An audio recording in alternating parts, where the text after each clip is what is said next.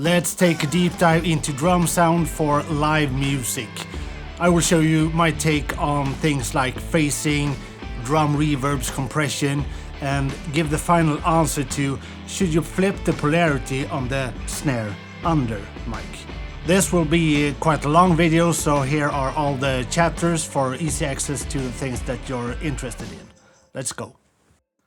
So most of the time I use 1 or 2 kick mics, 1 or 2 snare mics, a hi-hat mic, 1 mic for each tom, and 2 overheads. So you're looking at 8, 9 or 10 microphones for the whole drum kit. And most of the bands I work with like a drum sound that's kind of natural but powerful.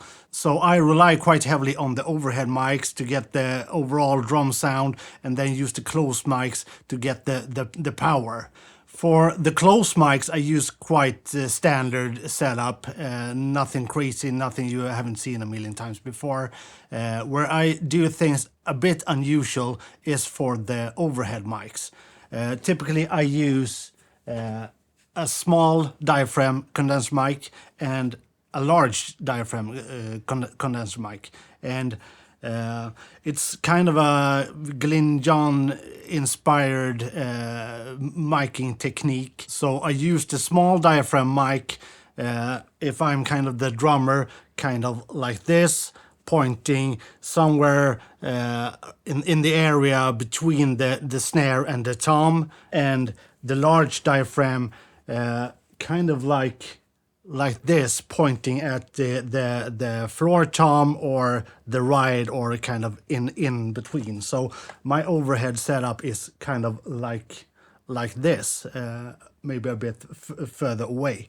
And I also make sure that both microphones are the exact same distance from the center of the snare drum, so that when I pan both of these out, the snare drum will still be in the center of the sound picture.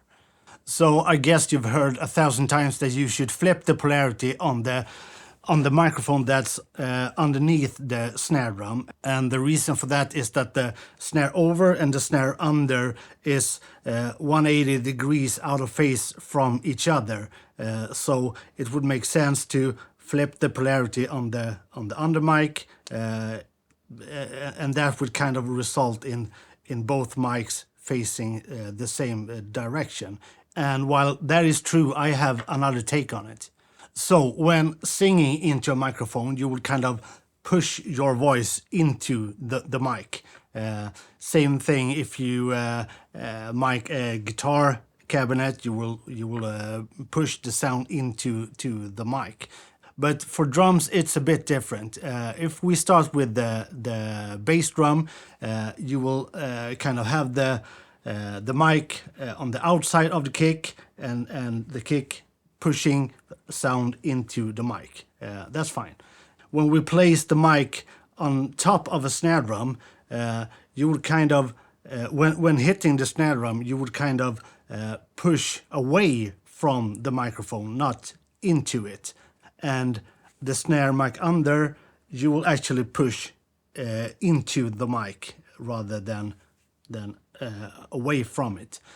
So my take is that you should flip the polarity on the snare top mic and flip the snare for all of the tom mics, since these work in the same way. If you mic a tom from the top, you will hit the tom kind of pushing away from the mic.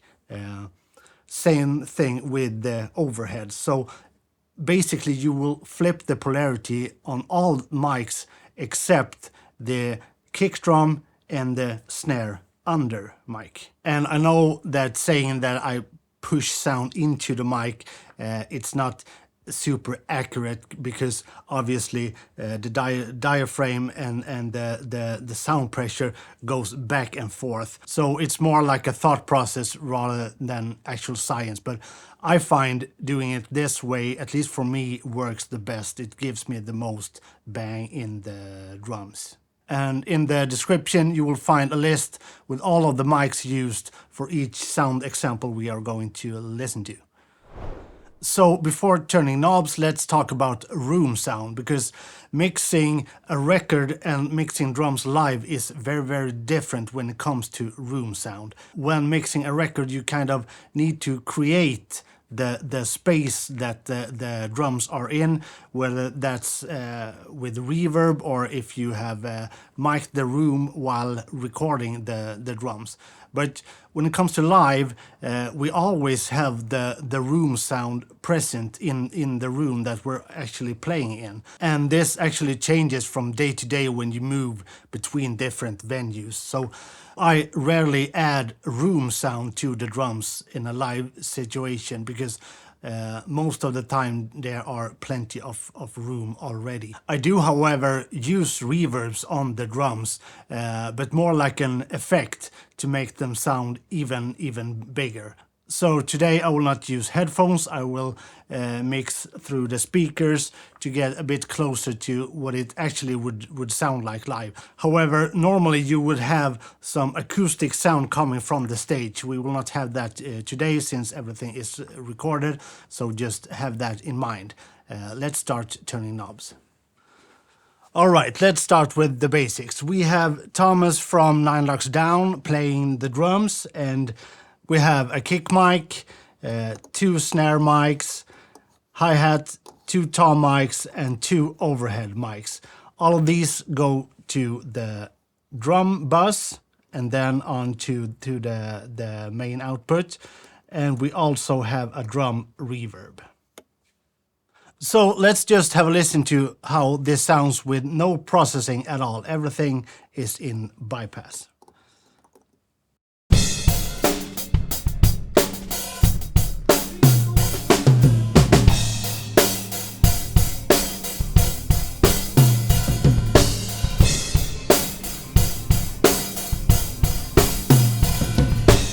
So that's our starting point, and let's just go through things. I like to start with placing a compressor on the drum bus.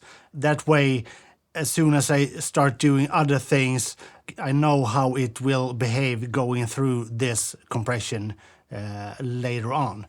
So let's just turn this on, and these are kind of my typical drum group settings for the compressor. So as I said, I rely often quite heavily on the overheads. So let's have a look at the overheads first. Let's turn everything else down and let's engage this Schoeps Omni channel. And I kind of like to work with channel strips because then I have everything in one place, so it's kind of fast and easy. And this one sounds really good. So let's see. We have first of all the preamp section where I add some saturation just to get some more harmonic distortion.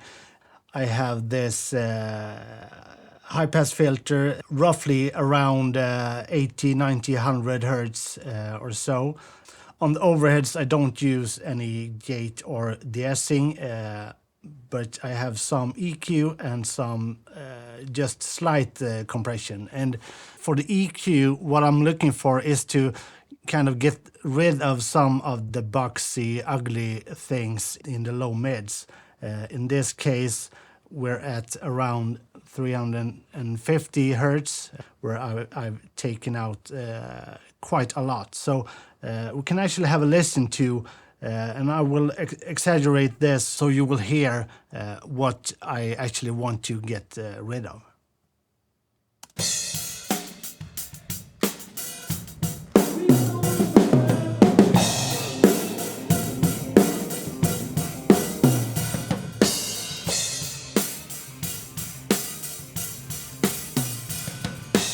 I've then added just a hair of top end and light compression. It's just pushing down the absolute loudest parts.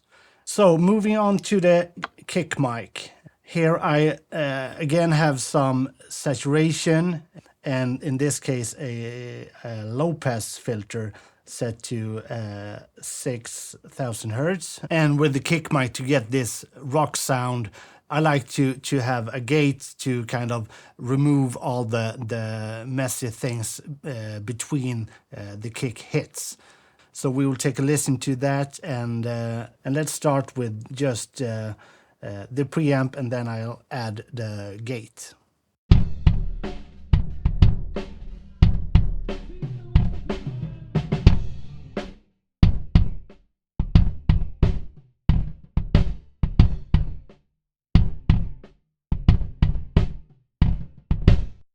So it kind of cleans up the signal going forward. And with the EQ, I've added a bit of top end, this time around 5.5K. I've added some low end around 50 hertz, and again removed quite a lot of the 350, and this kind of varies. I would say where I remove things are somewhere around 200 to 500 hertz, depending on the source and also the PA and the room. So again, we can have a listen to what all of these bands do. Let's turn all of them off, and then I'll turn them on one by one.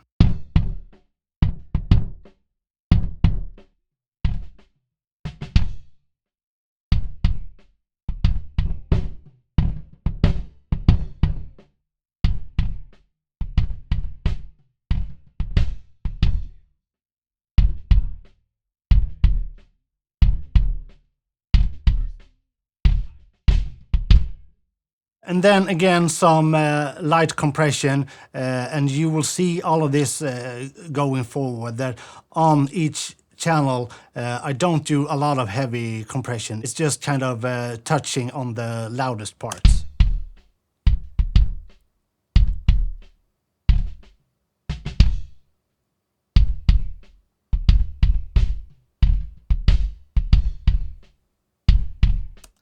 So let's have a listen before and after with all of this. So let's bypass the whole plugin.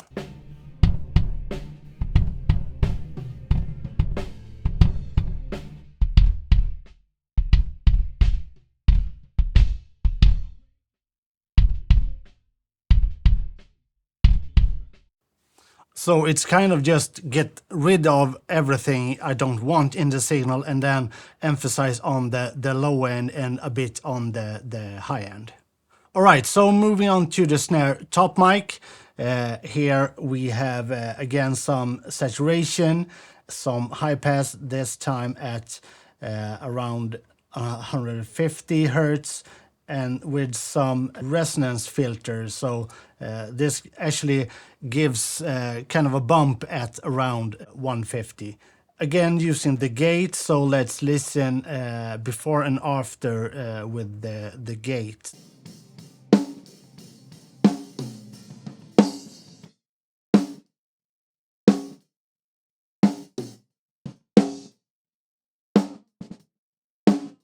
So again, that's kind of cleaning up the signal. And for the EQ, let's do the same thing. Let's listen to, try to get rid of this boxiness. And for the snare mic, this is around 500 hertz or so. I've added a bit of low end at 220, but kind of a narrow peak filter. So let's have a listen to what all of these do.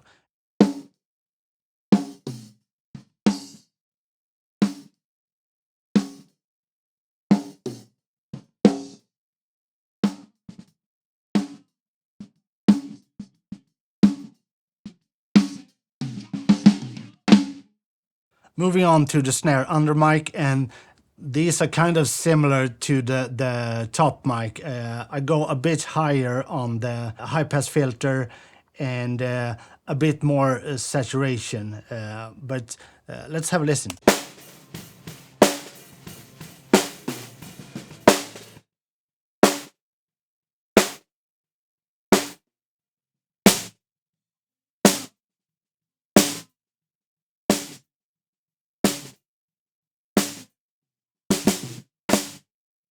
So more or less the same thing as on the snare top mic. Blending these two together will kind of make up the whole snare sound. So let's have a listen to both of these. Let's start with the top mic and add the under mic.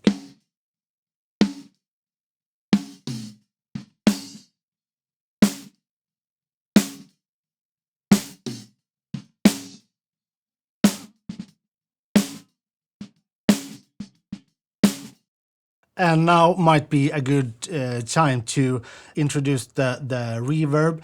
In this case, I used the IR Live with a impulse response from the Bricasti M7, and it's a chamber, quite short chamber impulse.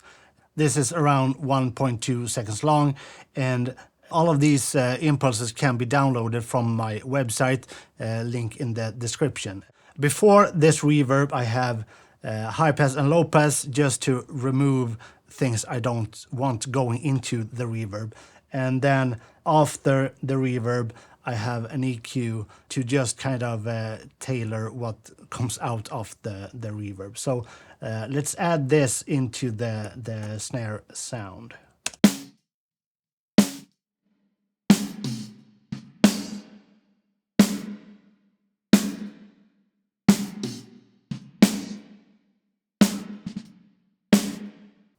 All right, let's move on to the hi-hat. And here we have some saturation, high-pass filter, this time at around 650 hertz. No gate, no de-essing, no compression. A bit of high-end boost with the EQ, around 8K or so. We can just have a listen to this. Let's bypass the whole thing and have a listen to before and after.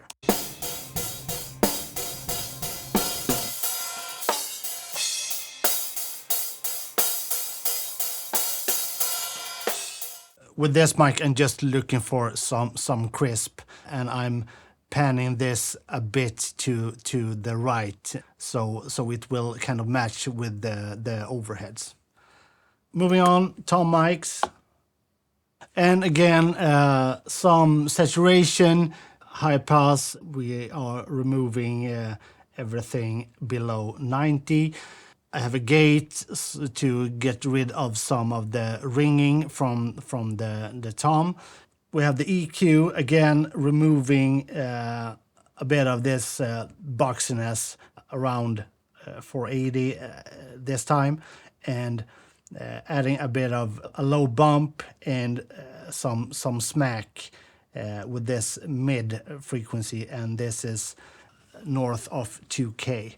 Again, some compression. Let's take a look at the second tom, and it's basically the same thing. So let's have a listen before and after for both of these.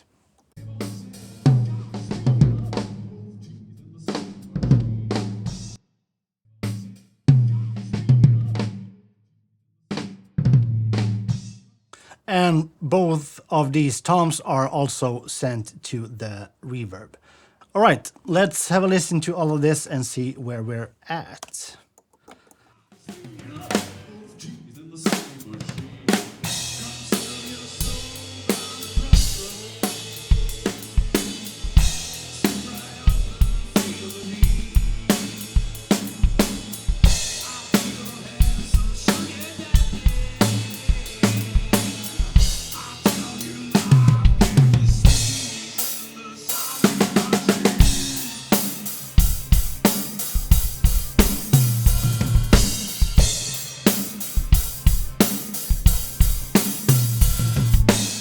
So that's kind of a good starting point, and let's have a listen before and after all of this processing.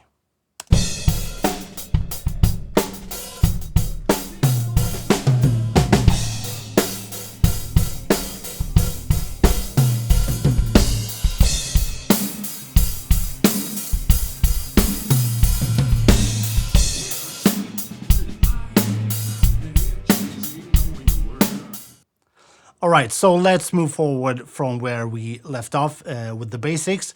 Next thing is to get things phase aligned. So for this show, I just had one kick mic.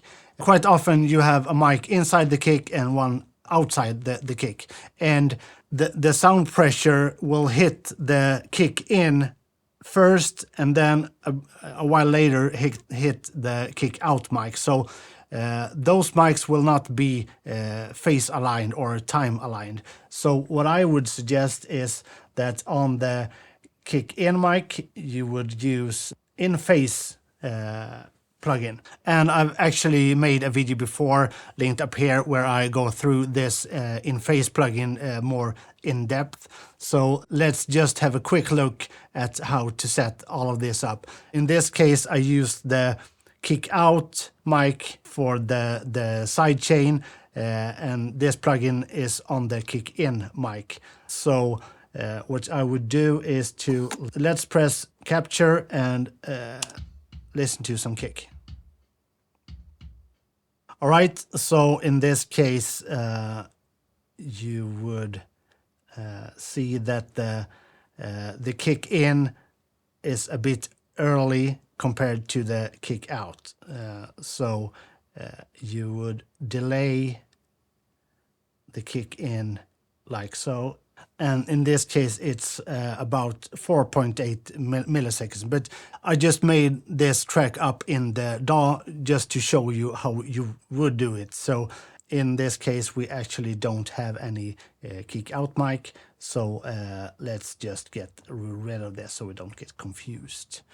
All right, then you would go through all of this with the snare top and bottom mic and both of the tom mics and perhaps even the hi-hat mic. And what I do is that I phase line everything to the overhead. So the overhead mics are kind of the 0 point. Everything else is delayed to match all of these. So let's have a listen before and after with all of these.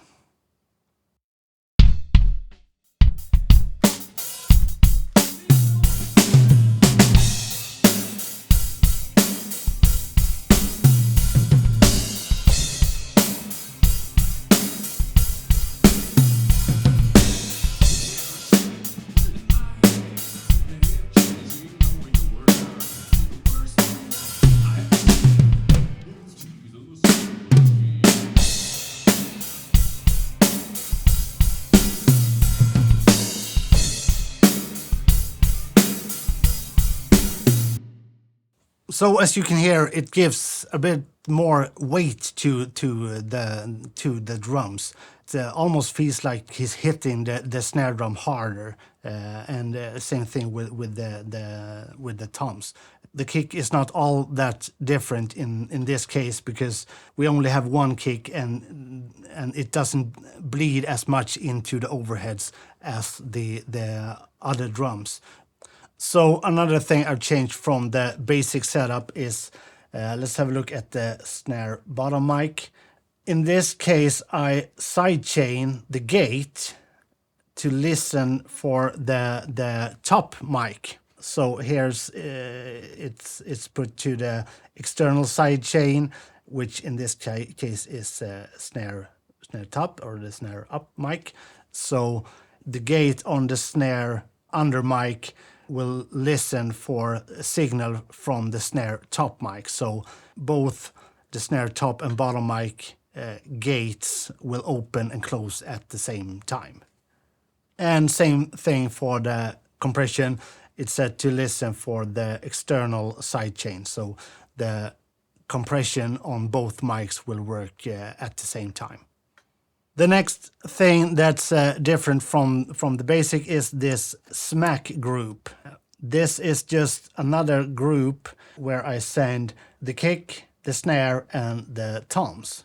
And these are going into this compressor, and it's quite heavy compression. And this is a parallel compression thing. So this is meant to be blended in with the kind of original drum sound. Let's have a listen to how this sounds by itself.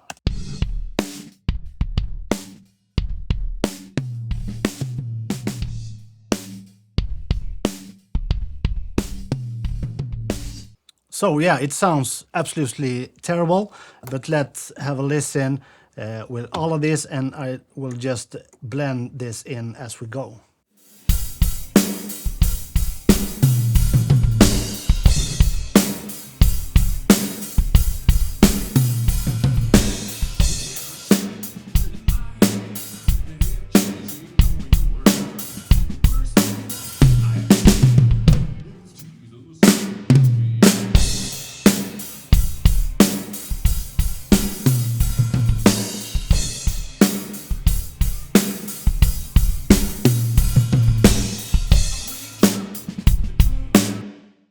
So yeah, to me, this kind of, well, it gives everything a bit more smack.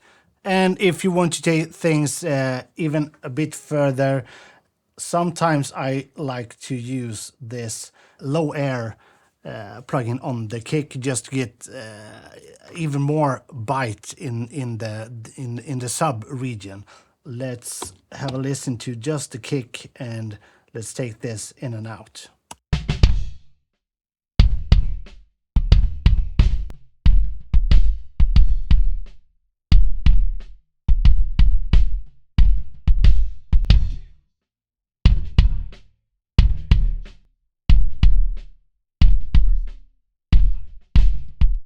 So it kind of changes the character on the kick to give it a bit more weight and sub. So sometimes that's nice.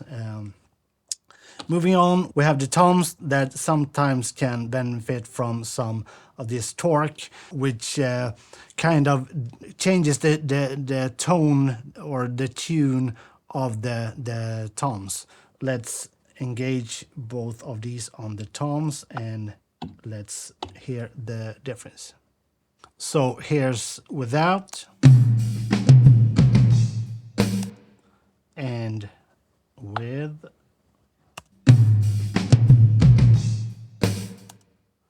So it kind of just again brings a bit more weight to the tom, so they sound almost bigger.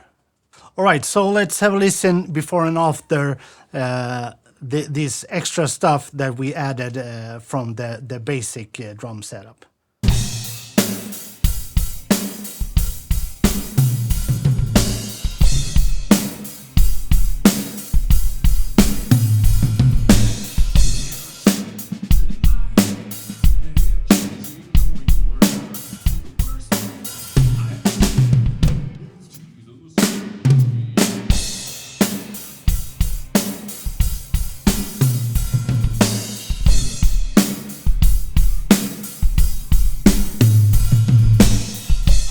So yeah, a bit more weight and bite to it, and this is kind of where I most of the time end up, and then adjusting for obviously different drum kits, drummers, different venues. But this is kind of a starting point where I can tailor things to the specific show. All right, so let's leave the rock drums and have a look at some pop drums. And this time it's Hampers from Stone Mountain Orchestra. And well, most of the principles from before apply to this as well, especially on the channel level. On the kick mic, I have some saturation, and actually I remove a bit of the low end to get a bit tighter kick sound. I use a gate, the EQ and compression you will remember from before, it's quite similar. On the snare, however, I have the gate open quicker in order to let through all the ghost notes. In this case, it's quite important to get all of the ghost notes. So setting the gate too hard will not let through those ghost notes.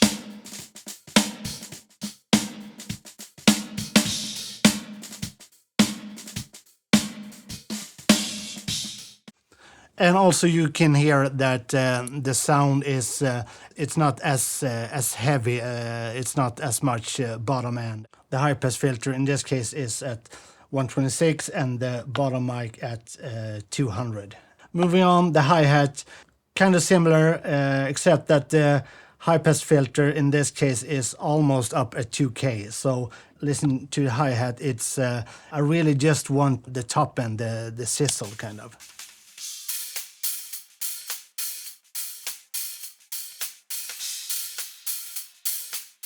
So I get rid of a lot more low end compared to the rock sound.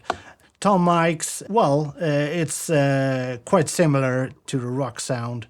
Nothing has really changed. There are some high pass, some gating. With the EQ, with this mid-band, I get a bit of snap at around 3K. I remove some of the boxiness around 350, and then just add a bit of low end at around 100. And the overheads, well, kind of look almost the same. I might add a bit more top end to the overheads with this sound compared to the rock sound. Looking at the reverb, I do things a bit differently. With this setup, the snare gate open a bit earlier than or compared to the rock sound, so that I get the ghost notes. But the downside is that I get a lot more crap going into the drum reverb. So I actually have an extra gate before the reverb. So this will get rid of all the ghost notes. So what comes into the reverb are just the real hard-hitting snare sound. So this one gets rid of all the junk, then an EQ to remove all the low end and all the top end. And then we have quite short reverb. It's not a gated reverb, but it has kind of a hold and then a quite fast decay, as you can see over here. Let's have a listen to just the reverb, and let's start with not having the gate on.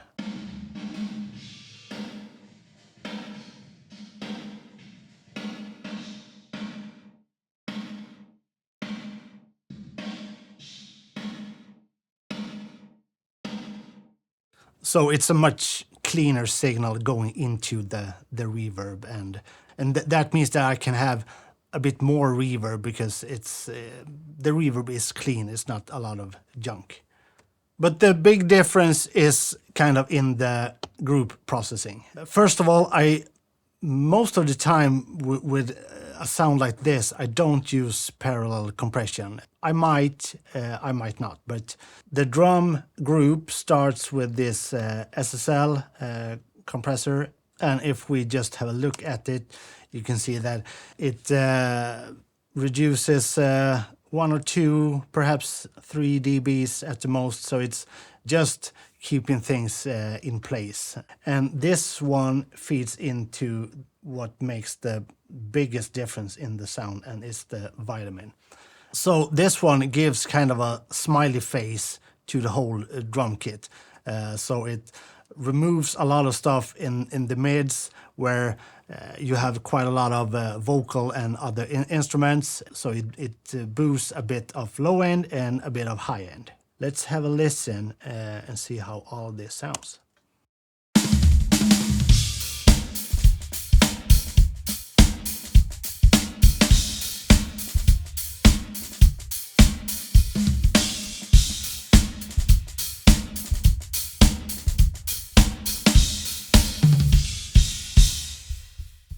So as you can hear, it compared to the rock sound, this is a bit snappier. It's a bit more top end and cleaner low end and low mid.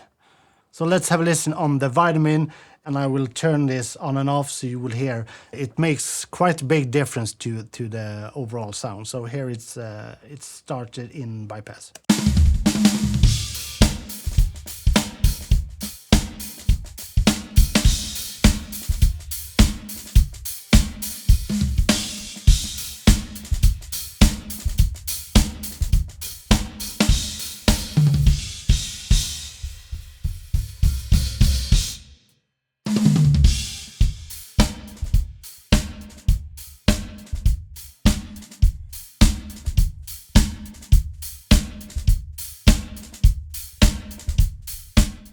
And if you need some more low end in the kick, you can obviously do the same thing as we did with the rock drums, and then we have this instead.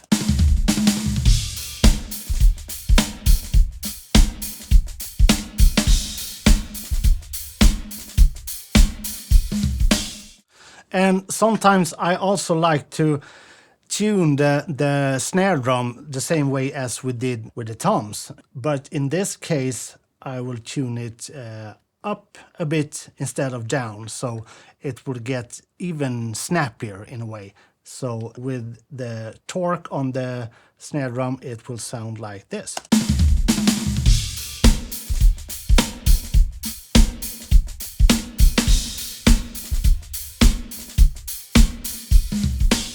So it almost sounds like it's a smaller snare drum, and you may or may not like this, and you can obviously go the opposite way if you want kind of a bigger, lower snare drum.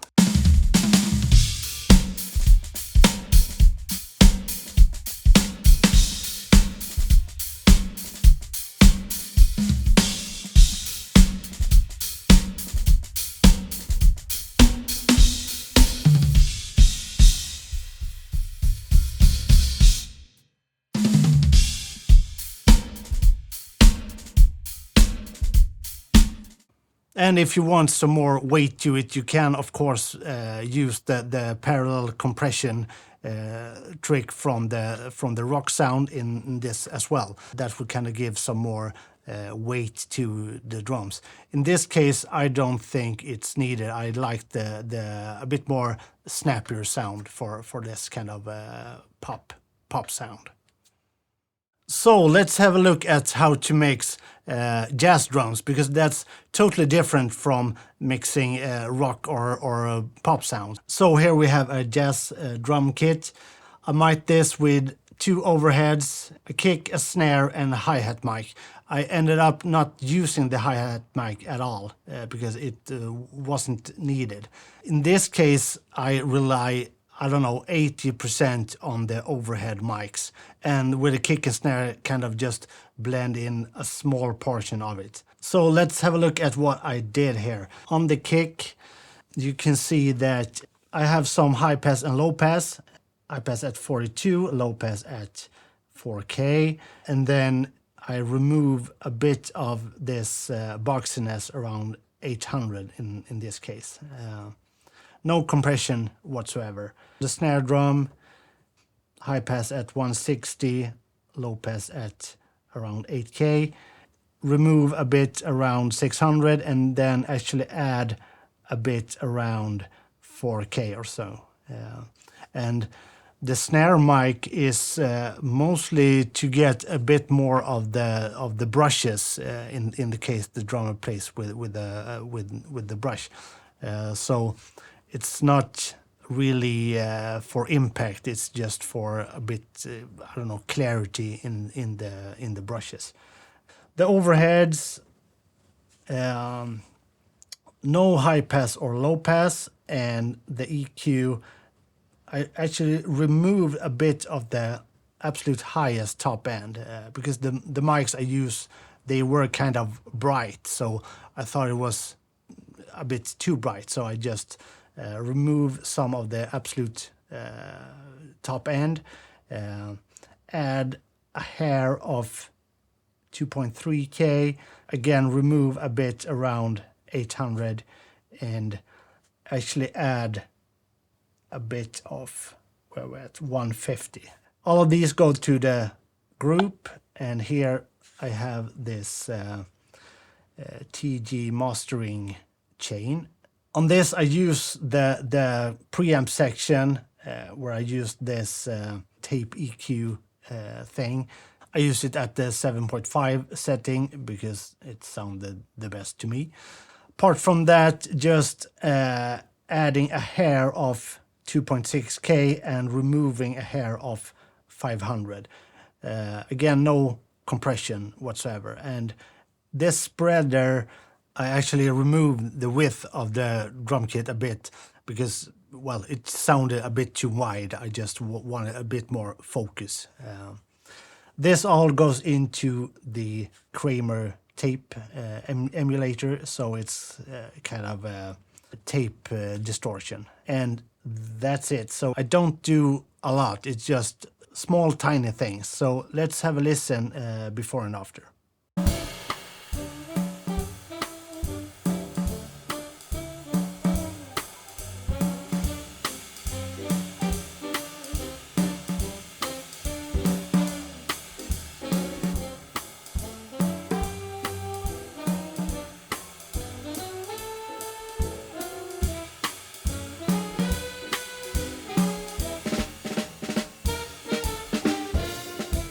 And I can actually bypass the kick and snare so that you will hear that the overhead are doing the heavy lifting here.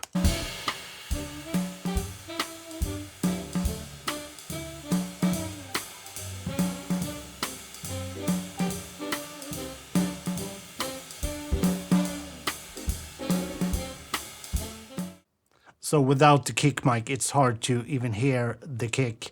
The kind of trick is not to get it too loud. It's just need to be blended in with the overhead mic.